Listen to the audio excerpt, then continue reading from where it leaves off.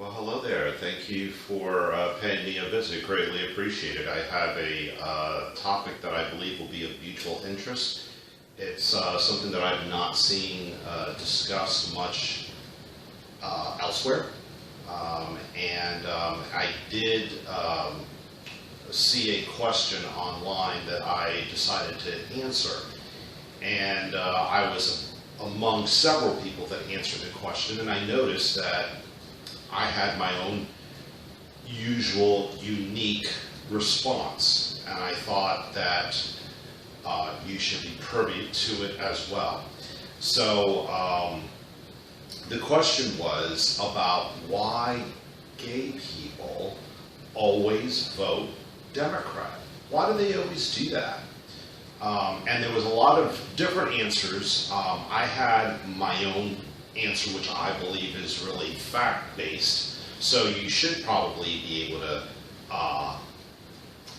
hear or read what I'm going to tell you now elsewhere, but I've never seen what I've had to say anywhere else. So you probably will only hear it, see it here. So let's get started.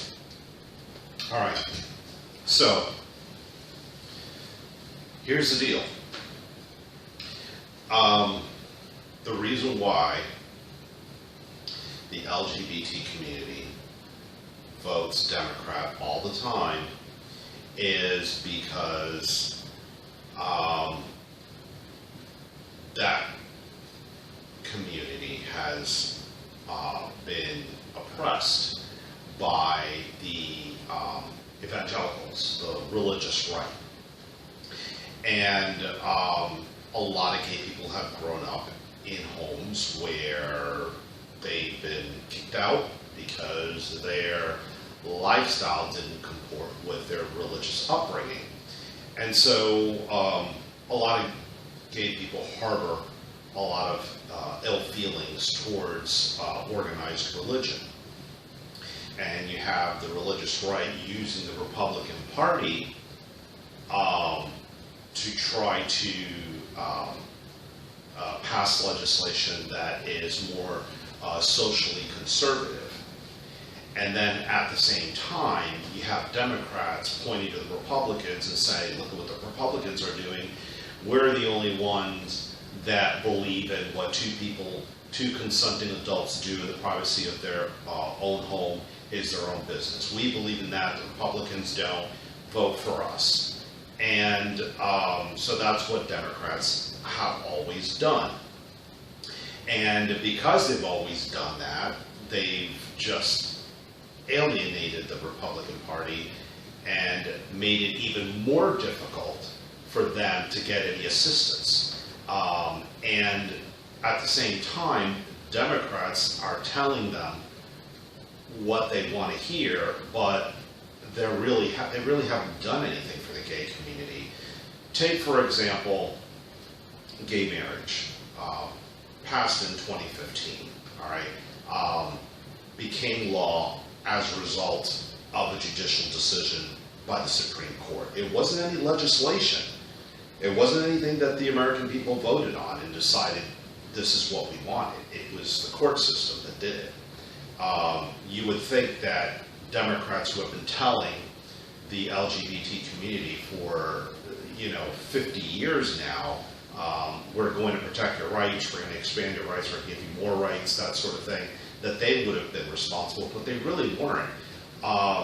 You think back to when Barack Obama first got elected president, he said he believed that marriage was between a man and a woman. And eventually,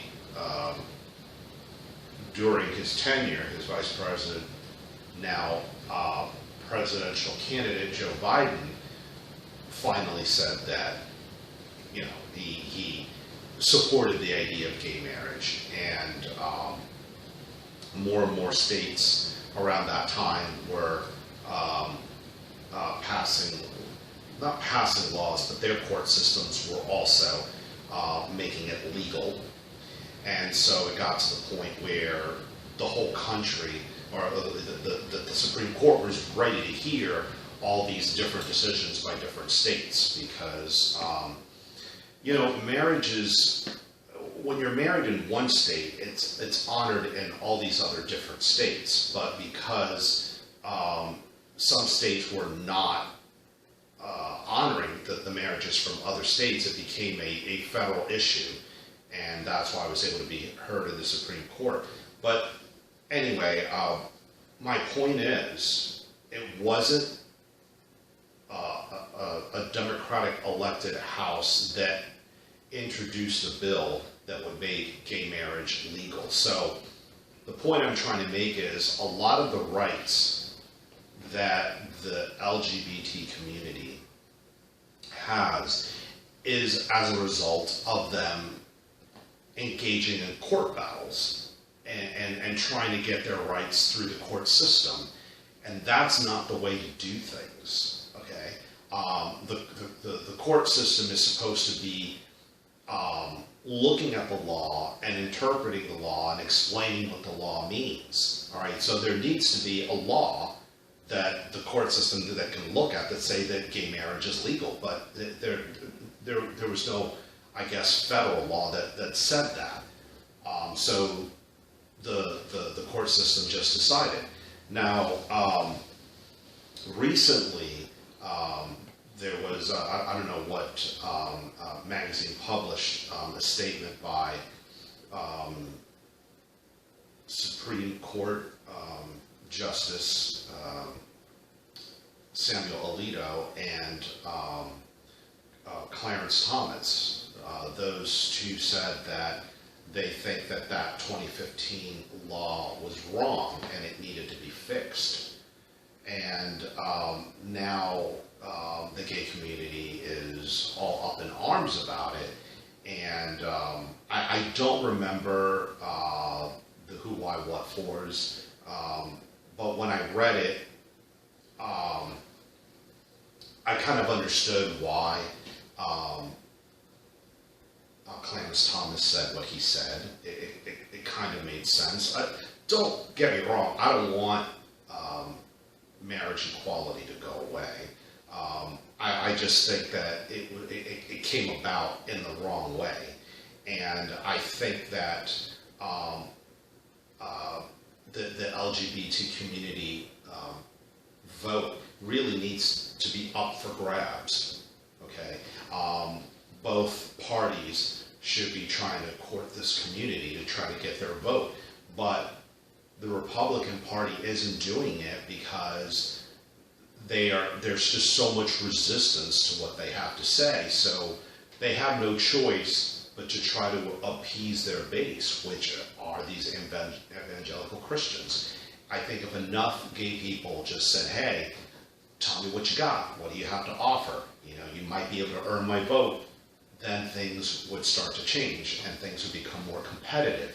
And these elected officials, when they got into office, would have to, you know, follow through on some of these promises. Because I'm telling you, the Democrat Party is using the gay community just to get into power and to do absolutely nothing. Okay, and I believe the Republican Party has no interest in the gay community. It just feels that, you know, that this community is just a lost cause. So that's pretty much all I have to say about that. You know, to summarize, the gay community has been oppressed by religious people, and they have gained a lot of their rights not through elected Democrats who they continue to vote for, but through court battles, through the court system, which is, you know, I don't believe the right way of going about things. The gay community needs to try to be more open to electing Republicans so that Republicans will cater to some of their interests. I also believe, and I haven't gone into a lot of detail about that, I don't think I've gone into any detail about this, but I also believe that I understand that the gay community has been hurt by some of these religious, zealots, or as they call them, Bible thumpers. I understand that. But now that they've gained some rights, I don't believe that they should respond in kind. And what do I mean by that? What I mean by that is that you should not now in turn try to oppress religious people by forcing them to issue marriage licenses or bake a wedding cake or do any of those things. Now, there was a woman, she was, I think, she was responsible for issuing marriage licenses. That was her job, and she said she had a religious objection, which, if she's the only one that can issue the marriage licenses, then she's now in the wrong job, okay?